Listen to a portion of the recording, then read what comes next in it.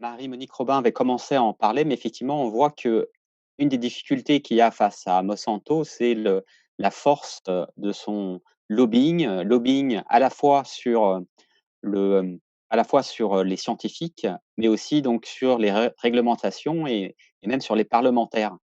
Donc, Delphine Bateau s'est connectée.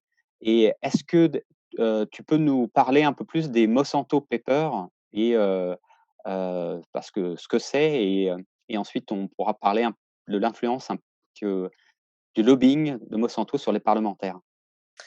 Alors, les Monsanto Papers, je pense que tout le monde connaît l'histoire, mais elle est quand même assez sidérante. C'est-à-dire que c'est la preuve matérielle que les décisions, en particulier de l'agence européenne, dont les rapports, si vous voulez, ont fondé la décision de l'Union européenne de réautoriser pour 5 ans le glyphosate, sont en grande partie écrits par Monsanto directement. Donc il y a ce document. Alors c'est dommage, je n'avais pas prévu, mais on aurait pu le mettre à l'écran où on voit, si vous voulez, visuellement en fait dans le rapport de l'agence européenne, les copier-coller intégraux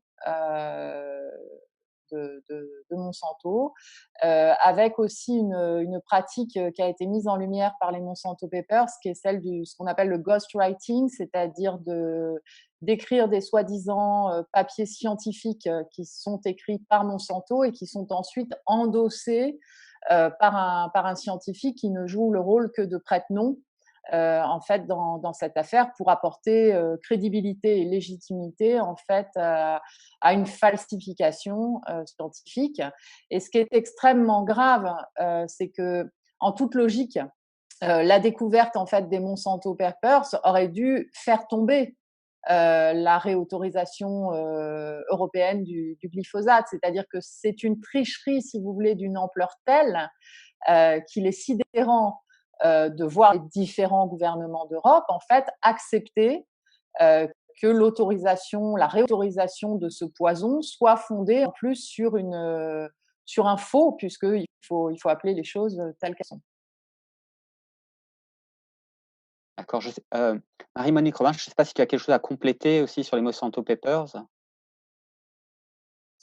Comme j'ai dit tout à l'heure, en fait, les Monsanto Papers, c'est provoqué par un avocat donc, qui était au tribunal international de Monsanto, Timothy Litzenberg, qui fait une demande donc il défend notamment la première à porter plainte, hein, donc je l'ai dit, elle n'a pas eu son procès en premier, mais ça c'est une histoire d'État, mais enfin la première, Christine, je sais pas, et qui défend aussi euh, le jardinier californien dont j'ai parlé tout à l'heure, et il fait une demande c'est incroyable parce que le juge accepte, il demande à la cour californienne de déclassifier tous les documents auxquels il a eu accès, un petit peu comme dans l'histoire du PCB tout à l'heure, hein, quand il porte plainte avec Christine Shepard, il demande d'avoir accès aux documents internes de Monsanto, tous les mémos internes, les mails, les rapports, etc.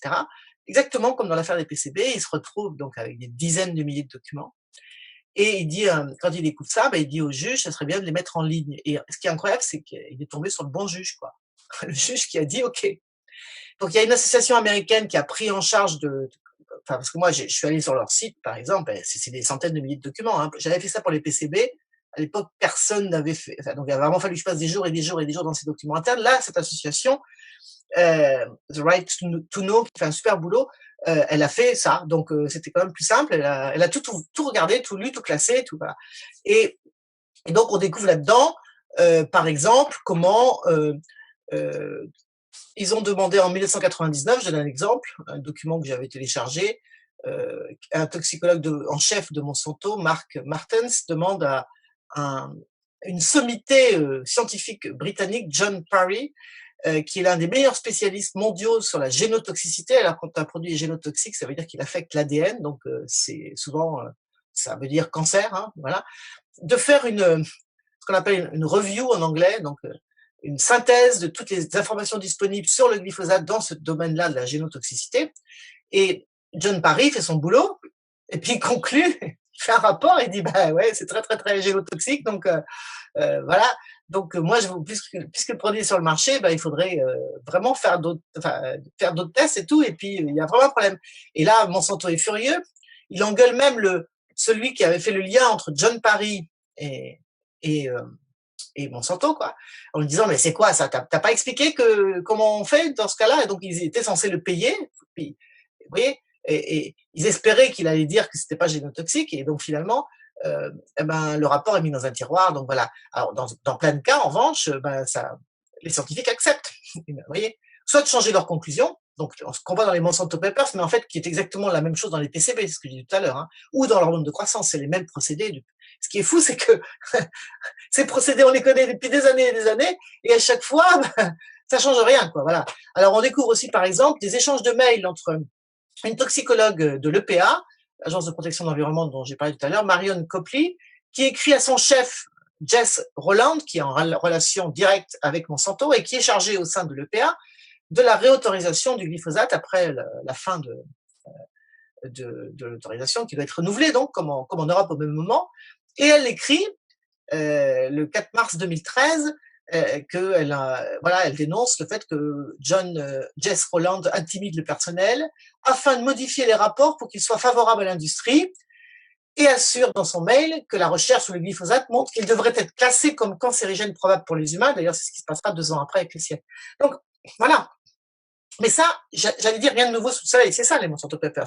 Mais il y avait déjà eu les mêmes Monsanto Papers pour le PCB. Hein, je rappelle, à l'époque, totalement passé inaperçu. Moi, j'avais raconté ça dans le monde sur Monsanto. Donc, c'est des pratiques qu'on connaît, qui sont de nouveau confirmées. Alors, ils ont recours à des scientifiques fantômes, parce que le ghostwriting, c'est des fantômes. Alors, soit parce que c'est des gens connus qui donnent leur nom et qui mettent leur nom sur une étude faite par Monsanto bidon, mais ils sont payés.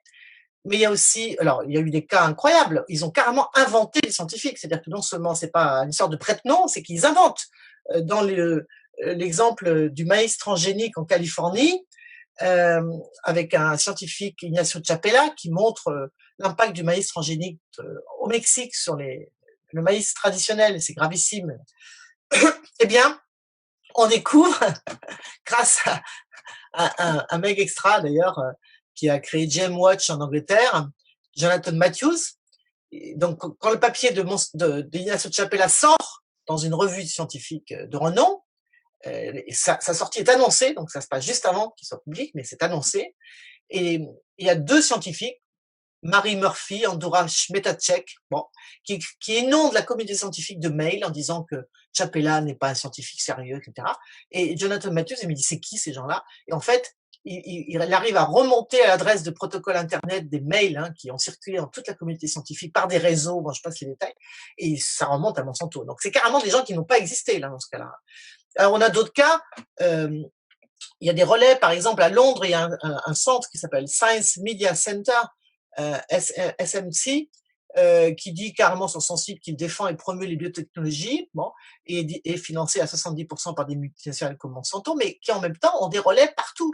Dans l'affaire de Gilles-Éric Serralini, le scientifique français par exemple, eh bien, il y a une campagne incroyable qui va être organisée, orchestrée avec ce centre, soi-disant centre de médias là, scientifique, qui a des relais dans le New York Times, dans le Reuters, dans Forbes, et qui vont faire intervenir des sommités, comme Bruce Chassy, un professeur émérite de l'Université de l'Illinois, qui va dire que cette étude de Serralini, par exemple, est complètement, elle devrait être retirée, etc., etc.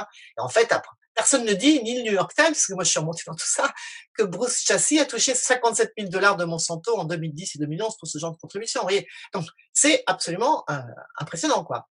Donc après, une technique, ça consiste aussi à ce que j'appelle entretenir une fausse polémique scientifique. Ça, c'est les techniques qui dérivent du savoir-faire de l'industrie du tabac. D'ailleurs, dans le monde sur Monsanto, je raconte comment, au début des années 60, après le livre de Rachel Carson, Le printemps silencieux, qui dénonçait pour la première fois les méfaits des pesticides, notamment du DDT dont on a parlé tout à l'heure, eh bien, l'industrie chimique prend peur et elle va se rapprocher de l'industrie du tabac, qui est vraiment un exemple parfait de comment on fait pour entretenir une fausse polémique scientifique et comment on fait. Mais dès qu'il y a une étude scientifique qui montre que, par exemple, il y a un lien entre le cancer du poumon et le tabac, eh bien, on finance une étude dans les conditions que j'ai indiquées tout à l'heure. Il y a plein de tricks, comme on dit en anglais, pour manipuler les protocoles des études pour faire en sorte qu'il n'y ait pas de résultats négatifs. Voyez. Et l'industrie chimique s'est rapprochée de l'industrie du tabac. D'ailleurs, ils ont constitué un groupe ensemble, enfin, voilà, ils sont main dans la main, hein, pour intoxiquer, c'est le cas de le dire, l'opinion publique, les pouvoirs publics et les agences de réglementation. Mais comme on l'a dit aussi, comme dans les agences de réglementation, il y a un problème de conflit d'intérêts, il y a un problème de revolving doors dont j'ai parlé tout à l'heure. Hein, donc, eh bien, on se retrouve à ce qu'a dit Delphine, c'est-à-dire que même quand les preuves sont accumulées et accumulées et encore accumulées, eh bien, ça suffit pas. Ça suffit pas parce que, très clairement, il faut le dire, l'EFSA, l'Agence européenne de sécurité des aliments, la FDA aux États-Unis, enfin, etc., ne sont plus là pour protéger les consommateurs, mais sont là pour protéger les intérêts des industriels, c'est très clair. Et on est en face d'une vraie crise Non, mais institutionnelle. Voilà, ça c'est effectivement, on voit clair. là effectivement l'influence, sur les scientifiques et puis, sur la falsification des études. Est-ce que Delphine, tu pourrais nous expliquer un peu de manière un peu plus, détaillée comment, tu sens le lobbying, des industriels, vers les parlementaires?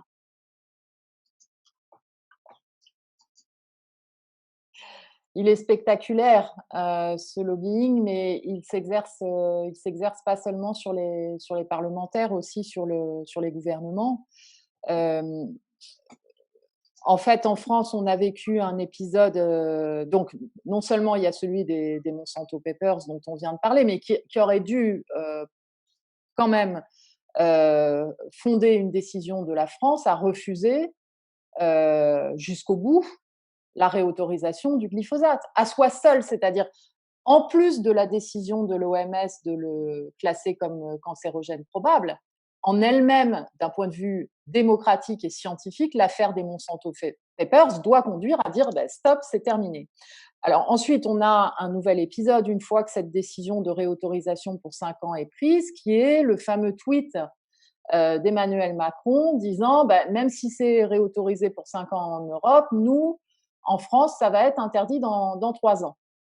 Et le lobbying qui s'est déployé donc à partir de ce tweet du président de la République pour faire qu'évidemment ce ne soit pas le cas. Et donc on a eu à l'Assemblée nationale, comme il y avait en débat une loi sur l'alimentation et l'agriculture, on a porté avec plusieurs collègues le combat pour inscrire dans la loi l'interdiction du glyphosate. Bon, alors, il y a cet épisode rocambolesque dans lequel, bah, ici même, vous voyez, j'étais à Melle dans les Deux-Sèvres. Un jeudi soir, je tape sur mon ordinateur l'amendement pour l'interdiction du glyphosate que je dépose. Et cet amendement, le mercredi matin suivant, je crois, alors qu'il n'était pas encore public, je tombe sur un email de Dow Chemical adressé aux syndicats agricoles. Donc, on voit le type de méthode indirecte, en fait, accompagné d'une note rédigée par l'Union de l'industrie des plantes, donc les fabricants de pesticides, dans lequel est mentionné en fait l'amendement sur l'interdiction du glyphosate, sauf qu'en fait, si vous voulez, la date du mail et la date de la note font qu'il est parfaitement anormal qu'ils aient connaissance de l'existence de cet amendement. Euh, ça fait un problème important dans la mesure où il y avait, si vous voulez, la preuve matérielle que l'Union de l'industrie des plantes avait eu l'amendement avant les parlementaires. Parce que je vous épargne les détails sur les logiciels dans lesquels on dépose les amendements. Suite concrète de cet épisode, il y a eu une enquête de la déontologue de l'Assemblée nationale. Il a fallu attendre 3 mois avant que les institutions de l'Assemblée nationale réagissent un petit peu. Et ça s'est fini par une histoire sans suite, c'est-à-dire sans investigation approfondie pour comprendre d'où venait la fuite et qu'est-ce qui s'était passé. Je prends cet exemple parce qu'il est voilà, assez révélateur de jusqu'où peut aller l'intrusion. On a eu aussi les révélations concernant le fichage de parlementaires par Monsanto, avec y compris des informations sur la vie privée des parlementaires. Donc, pas seulement, si vous voulez, une liste de parlementaires avec leur adresse au bureau et les positions qu'ils ont pu prendre sur les pesticides, mais avec des informations de nature privée. On est plusieurs à avoir demandé à l'Assemblée nationale de porter plainte dans cette affaire et l'Assemblée nationale ne l'a pas fait. Voilà deux exemples factuels de la façon dont les choses se passent. Et je raconte même pas comment dire, les interventions nombreuses et importantes auprès des cabinets ministériels, des ministres, du président de la République et le type de méthode qui peut être utilisée.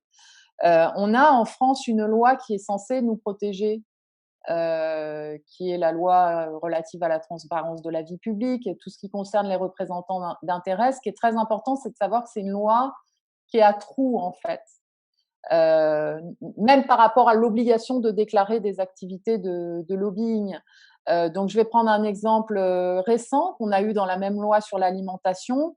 À un moment donné, dans les débats relatifs à cette loi, il y a eu 17 amendements identiques de 17 députés différents comportant la même faute d'orthographe dans l'amendement en faveur de l'autorisation de l'épandage aérien de pesticides par drone. Normalement, l'épandage aérien de pesticides est interdit en France. Il est interdit par une directive européenne. Et donc là, c'était le fait de créer une dérogation pour expérimenter l'épandage de pesticides par drone. Et d'ailleurs, cette expérimentation, au final, a été autorisée par la loi dans certaines circonstances précises, ce qui est déjà préoccupant. En fait, le projet d'amendement qui a été adressé aux députés n'a pas été adressé directement ni par les firmes de l'agrochimie, ni par les fabricants de drones. Il a été adressé aux députés par des syndicats agricoles. Et en fait, ce que la loi considère, c'est la relation directe avec les parlementaires ou avec les cabinets ministériels. Ce ne sont pas les relations indirectes. Et donc, à chaque fois, si vous voulez, il suffit aux firmes de l'agrochimie de passer par des syndicats agricoles ou par des coopératives agricoles pour porter leurs intérêts auprès du gouvernement ou auprès des parlementaires. Et donc, il y a une énorme facilité, si vous voulez, de contourner la législation sur la transparence par ce type de méthode extrêmement, extrêmement simple. D'accord, et les fuites, vous pensez qu'elles ont pu, arriver comment, les fuites sur les amendements? Quelqu'un leur a donné. Quelqu'un qui avait accès aux amendements en cours de dépôt par les députés leur a tout simplement donné. Je ne pense pas qu'il y ait eu, bon, c'est mon analyse, hein, mais je ne pense pas qu'il y ait eu une manœuvre informatique. On est davantage dans la situation où il y a un informateur euh, qui leur a signalé attention, le débat sur le glyphosate va. C'est comme si c'était un mot qui avait une clochette, vous voyez. C'est-à-dire que dès qu'on écrit glyphosate quelque part, tout de suite plein de personnes s'informent et se passent les informations. Mais on n'a jamais su qui leur a donné. Et mais comment est-ce Alors, que juste pour comprendre l'incidence que ça a, si vous voulez, c'est que, en fait, dans la procédure parlementaire, la question du temps est très importante. C'est-à-dire qu'il y a le moment où un amendement est déposé et il y a le moment où il est porté à la connaissance des autres députés. Et une fois que vous avez connaissance de tous les amendements, vous devez préparer vos argumentaires et éventuellement organiser des stratégies pour convaincre vos collègues de voter ceci ou de voter cela.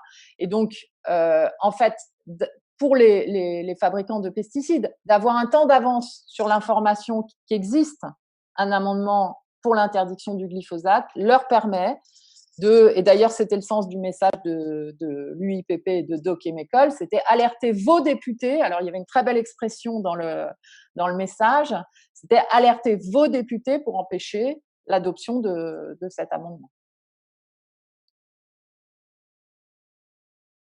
d'accord, oui.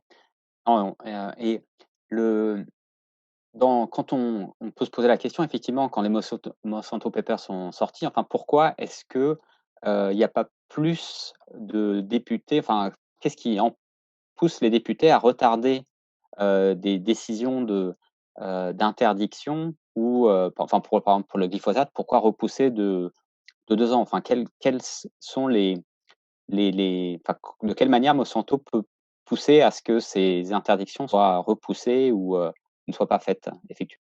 Bah, là, c'était pas seulement Monsanto, c'était le gouvernement, qui voulait, en fait, faire semblant qu'il y avait la promesse d'Emmanuel Macron et qu'elle serait mise en œuvre, tout en ne la mettant pas en œuvre. Donc qui était dans du double, triple, quadruple discours. Donc en fait, à l'Assemblée nationale, ce qui s'est passé, c'est que vous aviez d'abord des députés qui sont contre l'interdiction du glyphosate, mais vous aviez beaucoup de députés qui sont pour son interdiction et donc une partie d'entre eux ont été jusqu'au bout de la bataille parlementaire pour mettre l'interdiction dans la loi, mais d'autres se sont laissés convaincre par l'idée que vous inquiétez pas, on va vraiment le faire, mais ce n'est pas nécessaire de le mettre dans la loi. On va le faire de façon progressive. Il faut accompagner le monde agricole. Il y a des impasses techniques très importantes pour un certain nombre de filières agricoles et on ne peut pas les mettre en difficulté, etc., etc., etc. D'accord et en fait, Et on est toujours, je me permets d'insister parce qu'en fait, on est toujours, normalement, il était censé être interdit à la fin de cette année, le glyphosate. Donc, on est toujours dans cette situation, en fait, où il y a eu une annonce à un moment donné comme quoi il serait interdit. Et en fait, maintenant, officiellement, on nous explique que, ben non, pas partout, pas tout le temps. Et là, on assiste même, je veux souligner cet aspect. On assiste même, avec la gravité des circonstances actuelles liées au coronavirus dans le pays, à beaucoup de discours sur le thème il faut arrêter de dire qu'il faut sortir des pesticides. On a un enjeu, c'est vrai, de souveraineté alimentaire. Je sais que vous l'abordez cet après-midi, hein, mais on a au contraire un enjeu d'autonomie et de résilience alimentaire qui, à mon sens, passe au contraire par la sortie des pesticides et le passage à l'agroécologie. Et là, vous avez des gens et la reprise par le gouvernement de ce discours sur le thème non, il faut arrêter, au contraire, il faut revenir sur ces débats, sur le glyphosate, etc., pour l'autoriser. L'autre aspect important de ce qu'on a vécu ces dernières semaines, et on est encore loin d'être tiré d'affaire. Vous avez dû voir les éléments sur en fait la pollution de l'air, alors que le trafic automobile était à l'arrêt. Il y a eu une diminution, mais on a eu des pollutions très importantes avec un dépassement des seuils d'alerte qui montre en fait l'importance de la pollution de l'air liée aux pratiques agricoles et que ce soit les épandages d'engrais ou les épandages de pesticides. Et cette dimension-là du problème de la qualité de l'air en France, il est quand même souvent occulté et on a pu vérifier là, si vous voulez, physiquement pendant le confinement que même la mise à l'arrêt du trafic automobile n'empêchait pas des pics de pollution importants qui sont liés en réalité au type de pratique agricole pour une part. d'accord et en fait, vous avez parlé là des syndicats agricoles qui étaient intervenus pour faire du lobbying auprès des parlementaires. Il y a donc un double moyen en fait de faire pression, c'est directement vers les parlementaires et aussi, à travers les syndicats, agricoles qui du coup, localement essayent d'influencer aussi les parlementaires? Bon, localement, nationalement, mais c'est là que c'est une situation qui est invraisemblable, d'utiliser en fait le corporatisme professionnel ou des syndicats professionnels pour défendre des intérêts qui sont contraires aux intérêts des agriculteurs. C'est-à-dire que les premières victimes des maladies liées à l'utilisation massive des pesticides sont les agricultrices et les agriculteurs. Euh, et on a encore là, pendant le confinement, la même chose qui continue sur, vous savez, cette fameuse histoire des zones de non-traitement, c'est-à-dire des distances d'épandage par rapport aux riverains, mais il faut bien comprendre que cette histoire de distance d'épandage par rapport aux riverains, c'est parce qu'on s'obstine à refuser d'interdire en France les pesticides de façon générale, mais à commencer par les plus dangereux d'entre eux. Si les produits étaient interdits de façon générale, on ne serait pas là à débattre pour savoir si c'est 5 mètres, 50 mètres, 500 mètres ou 1 kilomètre. Ce qui a un côté un peu absurde parce que il y a l'impact sur la santé humaine, mais il y a un impact absolument massif et destructeur sur la biodiversité. Donc, on ne peut pas, si vous voulez, réduire la problématique des pesticides par rapport à ces impacts sanitaires à une histoire de distance. Mais même ça, c'est trop. Voilà. Même ça, pendant le confinement, ils sont revenus ils ont encore réduit. Bientôt, on va être en centimètres.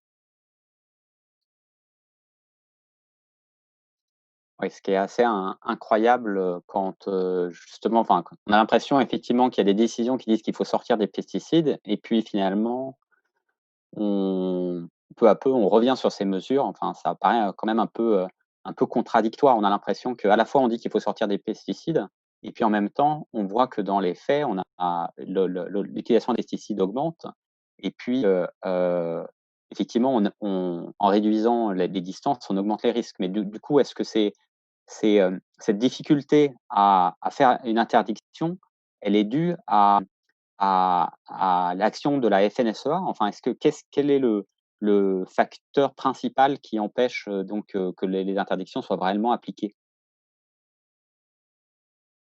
Avant qu'elles soient appliquées, le premier problème, c'est qu'elles soient décidées. Or, elles ne sont pas décidées au nom d'une politique publique. C'est les plans éco-phyto, etc., qui est basée sur l'idée qu'il faut réduire progressivement. C'est-à-dire, on nous oppose dans le débat public à des décisions claires et nettes d'interdiction qui peuvent être annoncées à l'avance. Bon, ça, c'est un autre débat. L'idée qu'on va réduire progressivement. C'est un échec total. C'est-à-dire, le bilan du plan éco-phyto, c'est que ça ne marche pas, en fait. Au contraire, comme vous l'avez rappelé, l'usage des pesticides a plutôt augmenté. Et donc, en fait, on est sur une logique dans les politiques publiques de réduction. Alors, c'était moins 50% en 2018, ça a été reporté à 2025, mais à ce rythme-là, 2025 ne sera pas tenu non plus. Et donc, faut en venir en fait à quelque chose de très simple. Si un produit est dangereux pour la santé humaine et pour la biodiversité, il doit être interdit. Point. C'est ce qu'on a fait pour les néonicotinoïdes qui tuent les abeilles. On l'a fait par la loi. Et il n'y a pas eu un effondrement des rendements agricoles depuis l'interdiction des néonicotinoïdes. Euh, donc, il faut juste du courage. Donc, ce qui empêche, oui, ce sont des intérêts économiques, ceux des firmes de l'agrochimie et tout ce qu'elles ont. Je veux dire, on est dans une situation où on hérite de nombreuses années comment dire, où a été véhiculée culturellement l'idée que la chimie était indispensable à la production agricole, en fait. C'est ça le mythe qu'il faut casser. Et ça, maintenant, c'est quand même largement démontré, y compris scientifiquement.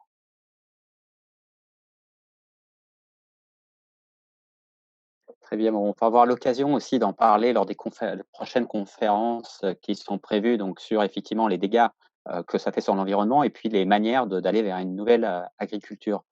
On va prendre, Robin, on va prendre des questions du public. Est-ce que tu peux nous remonter quelques questions particulièrement sur le lobbying, et après on prendra des questions plus générales?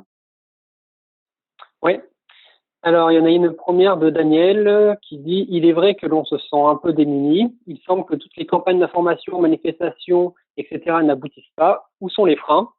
Et ensuite, il rajoute « Il est vrai que l'on dit que les agriculteurs qui ont ruiné leurs terres à coups d'épandage chimique sont à présent dépendants de ces produits pour pouvoir produire. Donc, ils mettent tout leur poids, de façon désespérée souvent, auprès de leurs élus pour que ceux-ci empêchent l'interdiction de ces produits. » Vous pouvez réagir sur du coup, cette question et ensuite cette affirmation.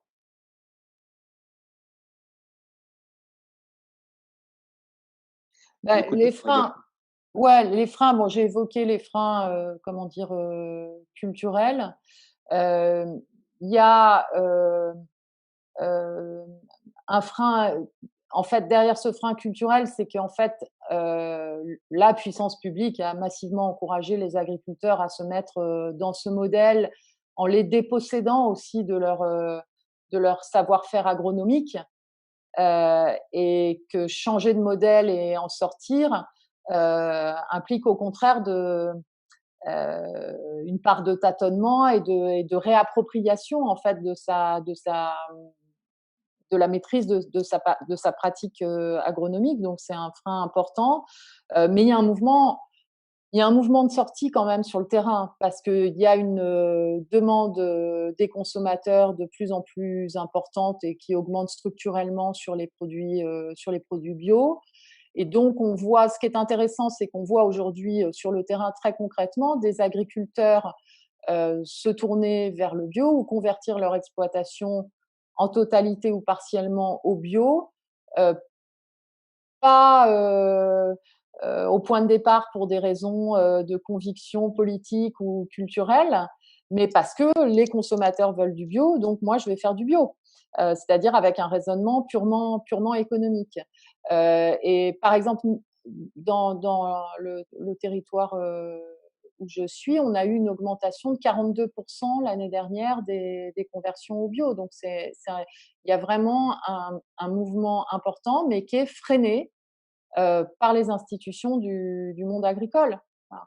Parce que quand tous les matins, il y a la dénonciation de ceux qui veulent la sortie des pesticides, les caricatures sur l'agribashing, etc., ça vise à limiter ou décourager ce mouvement qui est pourtant réel et qui est pourtant profond et qui, je pense, est irréversible. Parce que la demande des consommateurs, elle est structurelle et elle va pas diminuer. Donc, ça joue effectivement, comme vous l'avez très bien dit, le rôle de frein. Et à contrario, si on arrivait à obtenir des décisions publiques d'interdiction très claires, que ce soit du glyphosate, des SDHI et ensuite de tous les pesticides, bah, ce serait un facteur d'accélération majeur.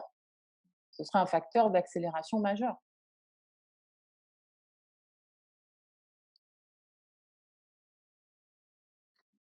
Robin, tu avais d'autres questions du public?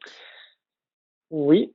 Alors, on a Gaël qui demande si on interdit le financement d'études scientifiques par des grandes firmes multinationales et qu'on favorise des ressources neutres, pourrait-on changer les choses? Bah, si vous voulez, Marie-Monique pourra dire beaucoup de choses là-dessus, mais c'est invraisemblable que la décision publique d'autorisation d'une substance soit fondée sur des études qui sont payées par les firmes. Ça veut dire qu'en fait, le conflit d'intérêts, il est dans la procédure, il est institutionnalisé en fait dans la procédure. Et ça, c'est pas possible. Donc aujourd'hui, le combat pour garantir l'indépendance d'une expertise scientifique sur laquelle la décision publique puisse être fondée, c'est une question centrale. Et c'est une question centrale à l'échelle européenne, c'est une question centrale à l'échelle française, dans bien des domaines, et dans tous les domaines qui ont un rapport avec la santé environnementale, et donc bien sûr par rapport aux substances chimiques. En fait, on doit réformer de façon absolument radicale ce système.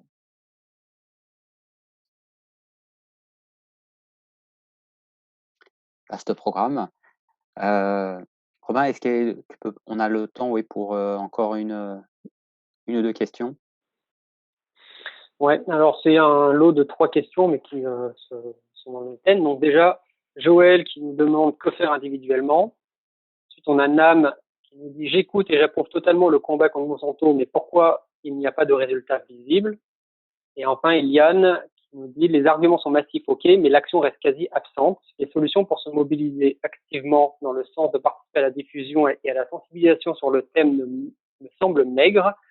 À part manifester une fois par année et diffuser de l'information, on peut faire quoi?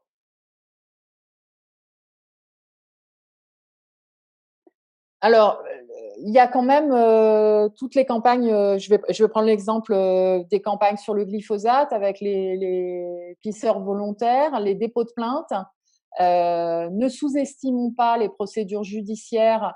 On peut par exemple rappeler et saluer la décision qu'a obtenue Corinne Lepage au tribunal administratif de Lyon, qui est une décision extrêmement importante qui interdit un des produits Roundup, le Roundup 360, parce que les motivations de cette décision sont fondées sur la charte de l'environnement et reconnaît explicitement que le gouvernement et l'ANSES n'ont pas appliqué la Constitution française et n'ont pas appliqué le principe de précaution. Et donc, il y a tout le combat qui est porté notamment sur le front judiciaire pour obtenir d'autres décisions de cette nature.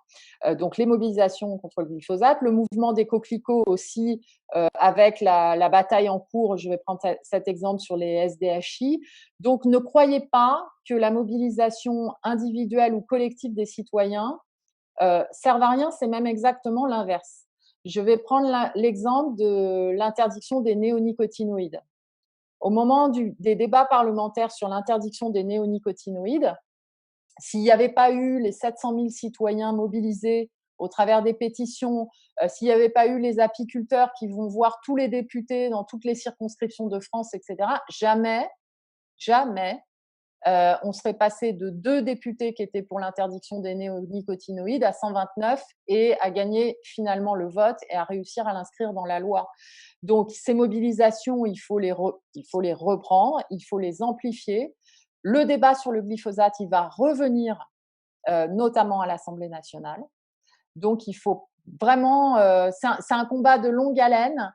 Mais sans mobilisation et pression citoyenne, c'est certain que les lobbies ont gagné d'avance. Et ce qu'ils détestent, en fait, c'est la lumière sur leurs agissements, qu'on rende public leur magouille et d'être confrontés à l'expression d'une demande et d'une mobilisation de la société civile. Donc, il faut rien lâcher, il faut au contraire amplifier les combats en les situant dans le contexte, et je sais que encore une fois c'est ce dont vous allez parler cet après-midi, mais en les situant dans le contexte où la question de la souveraineté, de la sécurité alimentaire revient au premier plan et des préoccupations des citoyens, où cette demande, elle va vers le bio, elle va vers le local, elle va vers les circuits courts, elle va vers la réinstallation du maraîchage de proximité, etc. Et donc, ce contexte-là, il est propice en fait à accélérer cette bataille. D'autre part, comme je l'évoquais tout à l'heure, les adversaires de l'interdiction des pesticides sont à la manœuvre, là dans le contexte du coronavirus, pour que le peu de décisions qui ont été obtenues soient remises en cause.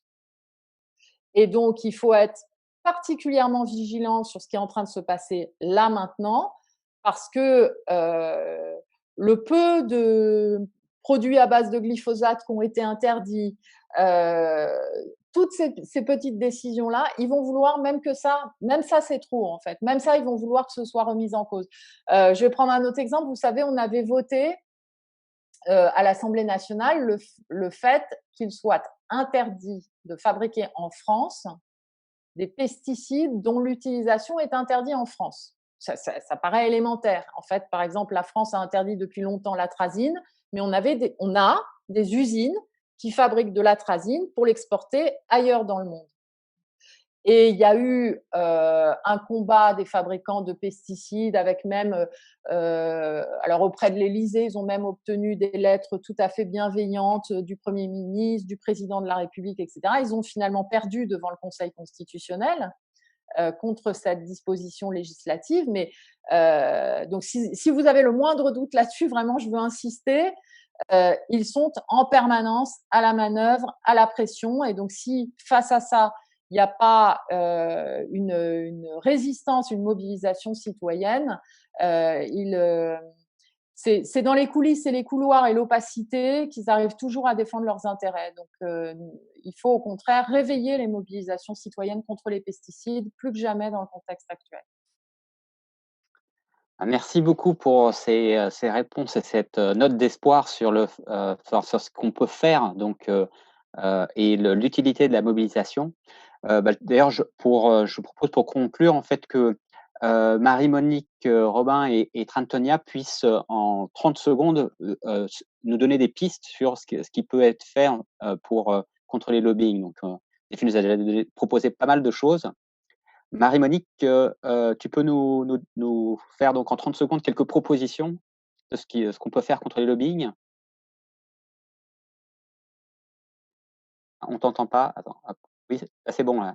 Donc, Delphine l'a dit, hein, chacun peut agir, individuellement. Il ne faut pas lâcher la pression, parce qu'il y a quand même des avancées, il y a une prise de conscience qui est grandissante dans la population, qu'il y a un lien entre ces poisons, comme le dit très bien Tran, ces poisons agricoles, c'est comme ça que je les appelle aussi, hem et la santé non seulement des humains, mais aussi de tous les écosystèmes, tout ça est lié et donc il faut boycotter, il faut manger bio, il faut encourager l'agriculture, voilà, comme l'a dit Delphine et carrément boycotter les produits on sait qu'ils peuvent être, voilà, ils ont pu pousser avec des produits chimiques, voilà. Ensuite, il faut continuer à manifester, il faut contacter ses députés. Donc on n'a pas d'autres moyens, n'est-ce pas? Mais je pense que quand même, petit à petit, la prise de conscience est là et vous savez, dans les grands changements, qui ont eu lieu dans l'humanité, ça s'est fait parce que les citoyens se sont mobilisés, hein. C'est toujours, hein, dans des grandes questions de droits de l'homme et on est au cœur d'une question des droits de l'homme parce qu'il s'agit d'alimentation, il s'agit de qualité de vie, il s'agit de santé donc voilà, c'est nous de faire tout ce qu'il faut pour, et puis il faut élire les bons élus, hein, enfin voilà. Si j'ai voilà, et en ce moment, il y a des élections encore qui se profilent, pas mal dans les mois qui vont venir, voilà, il faut qu'on ait, les bons élus, voilà, donc Très bien, oui, effectivement, pour les municipales, autant choisir en fait des gens qui vont voter, et prendre des décisions qui vont aller, Mais à l'encontre des pesticides. juste là-dessus, c'est extrêmement positif, ce qu'on a vu, au moment des campagnes municipales. D'abord, tous les collectifs citoyens, par exemple, les collectifs pour la transition, ont interpellé toutes les listes, sur ces enjeux et l'importance qu'a pris dans les débats municipaux partout, la question de l'alimentation des enfants dans les cantines scolaires, la question du bio, la question de, l'au la relative autonomie des communes en matière d'alimentation et en particulier sur la nécessité de mettre en place des projets comme ça s'est fait à Mouins-Sartoux sur des régies municipales de production de légumes. Tout ça a été extrêmement important et montre qu'il y a maintenant une appropriation citoyenne très très forte de ces enjeux sur l'alimentation et la sortie des pesticides. Très bien, Antonia, est-ce que tu peux aussi nous donner quelques pistes, de propositions pour agir contre Monsanto et l'agrochimie? Oui, hem, j'étais aux États-Unis, j'ai rencontré les victimes, de la dioxine de la deuxième, troisième génération, heu et puis, avec toutes ces rencontres, avec le temps, j'ai vu que les souffrances, les douleurs, que ce soit des victimes de l'agent orange, que ce soit des victimes des pesticides, de glyphosate, sont les mêmes, sont les mêmes. Donc, heu, pour les sauver, même pour les sauver, alors il faut s'unir et avec la patience, avec la force que de cet, rassemblement, alors, je pense que qu'on y arriverait, heu, à terme avec tout ce que vous avez dit et en ce qui me concerne, je pense que, je suis toujours prête. Si vous voyez que je peux vous être utile en quelque sorte à tout moment, je suis là et je serai à vous, je viendrai vers vous et après la pandémie, je pense que on peut quand même se voir et puis discuter à ce qu'on peut faire, à ce qu'on doit faire et puis à ce qu'on à ce qu'on peut faire pour atteindre notre but, notre but. Merci beaucoup à vous tous.